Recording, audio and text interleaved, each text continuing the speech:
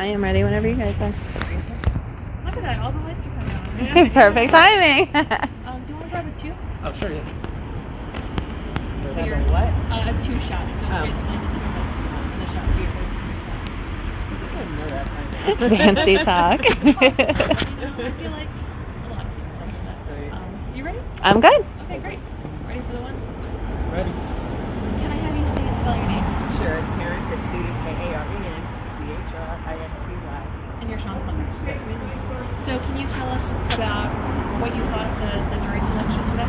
I thought it was definitely a very interesting process, especially when the first phase one was concerning what the potential jurors saw in the news. So I thought that was interesting, and especially some of their questions that they had in regards to that. It was very interesting. Now, opening statements set to start tomorrow. What are you expecting from the defense? Do you know anything? Can you say anything about what Shawn is expecting to do on his defense? I have no idea.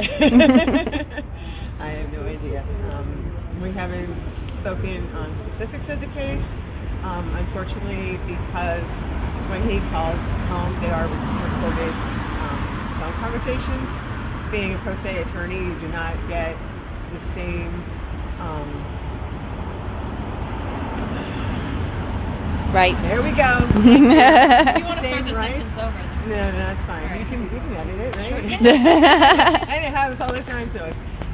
But yeah, being a pro se attorney, he is not afforded all the same rights as if he was a lawyer of the Bar Association. So anything that he does, like I said, is on recorded calls. So, of course, the district attorney would be privy ahead of time to know what he was finding in his case. Now, in terms of his decision to represent himself, can you speak on that at all? Sure, yeah, there were quite a few reasons for that. One is federal public defenders, Heidi Freeze and Elliot Smith,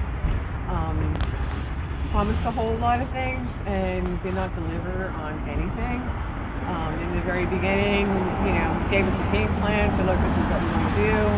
And, 6 months later, and it was like nothing was done. That was one of the issues. Another issue was they were supposed to have his health issues looked into. That never happened, other than they tried to make him crazy and send him up to Manhattan for a psych eval, which of course came back, that he is fit to stand trial, and issues in that department. And the third issue is the Federal Public Defender's Office never should have taken his case in the first place. It should have been sent out to a private attorney because of conflict of interest in the Public Defender's Office in Williamsport, Tony Bird, when she defended Craig, my husband, and Shawn a few years back regarding Sarah Palin. Tony Bird's father was appointed personally by Sarah Palin as the post-secondary education director in Alaska. So there was a big time conflict of interest with that. She never disclosed that. But because of that, the Federal Public Defender's Office never should have taken his case and should have never been representing him for as long as they did. We heard about the witness list today from the government. Very extensive. Police officers from different states, state troopers, FBI, Secret Service. Shawn not expected to call any witnesses. Do you think that will work against him, work for him? I'm not sure if he has a witness list. I don't know if that was, I know the list that was read today was just the prosecutor's witness list. I'm not sure if Shawn has submitted a list or not. Like I said, we don't talk about the specifics of the case, for, those reasons, but I'm not sure if he calls us. That would be great. I would love to be on the stand. A trial that's expected to take course over the next 7 days. What are your expectations? How do you think it's going to play? How are you hoping that it plays out? Well, of course, I'm hoping for the best. It is an uphill battle. He is, fighting the giants. He was in fear for his life when he was doing the things that he did. But trying to, convey that to the jurors, I'm not sure how much leeway he's going to have in that regards.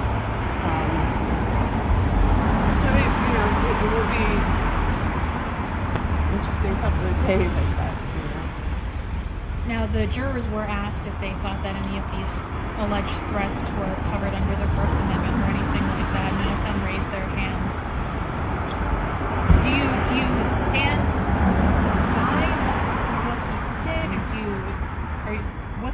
What's kind of the family stance on this? Is that he never sent out these threats, or that they were? Well, when it comes to a threat in legalese, a threat needs to be something that the person you are threatening is in fear of.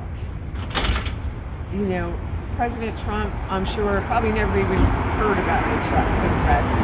So there was no way he was in fear of those threats. John Morganelli, the district attorney in Northampton County, was quoted in Newsweek as saying, I didn't even hear about it until I heard it on the news. I was not contacted by the Secret Service. I was not contacted by the FBI. I wasn't contacted by anybody. He's like, you know what?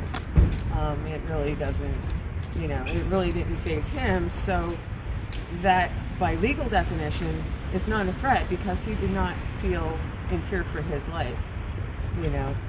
As for the questions about the freedom of speech, I was a little bit concerned about that coming from the prosecutor, especially with his background teaching the Constitution.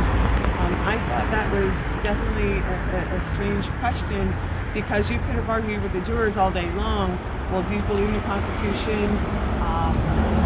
Well, I don't want you as a juror coming from the standpoint of the DA, but yet the defendant would maybe, want that person.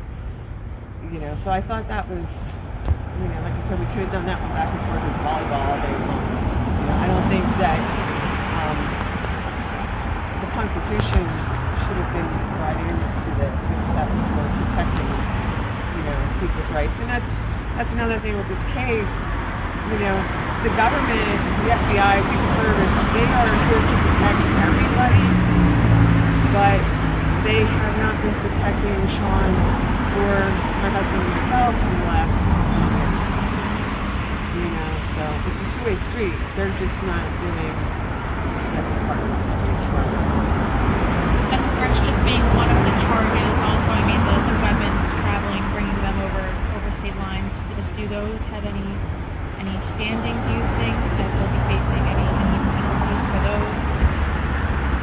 As far as the jury, or I'm not quite sure. I guess when it comes down to this case, do you think that Shawn should be walking away scot-free, or that there is something that he might have to take some responsibility for? Well, if anybody does anything wrong, they should have some sort of punishment for that. I'm not saying that, you go out and commit a crime, you walk away scot-free. He should have some punishment for some of the things that he did. As far as the guns are concerned, the only reason he is a felon in possession, the only reason he's a felon in the first place is for harassing telephone calls, letting a phone ring, cross state line. If that was in Pennsylvania from McAdoo to Scranton, it would have been a misdemeanor charge. But because it crossed state line, it's a felony. Okay? So that's number one, why he's a felon. Number two, there is a law or something in, my husband's not here, he can tell you exactly what it is. I'm not into that knowledge in my head, but there is a thing where when you are a felon, you could put in to Washington, D.C. to have that felony taken off of the record so that you can see it in the future. However, our government has not funded that office for many, many years, so any felons who are out there, like Shawn, who has a felony because of a misdemeanor charge of letting a phone ring, can't get his gun rights back. So that's an issue that needs to be addressed. So essentially, basically, your position is that these are a lot of trumped up charges, and you're standing by. You're standing by yourself. Oh, heck yeah. I mean, he just went to Schuylkill County Court. He had 7 or 8 charges, basically all the same charge, just written a little different. But that's the way the cops do it, is they trump charge everybody. So that either A, you take a deal, and they come in and say, oh, well, we'll drop this big one here and we'll just give you this little one, or you have all these ones in the center in order just to get a conviction one way or another, guilty plea conviction, whatever. So yeah, the Trump charges are insane, but that's not just only the Shawn's case. That's what everybody else's case is out there. You look at your court record and you see, oh my God, I know someone now who's first degree murder, third degree murder, second degree. I said, come on, seriously, you can only kill somebody once. How many charges you have in the same thing? But that's the way our judicial system is working, unfortunately.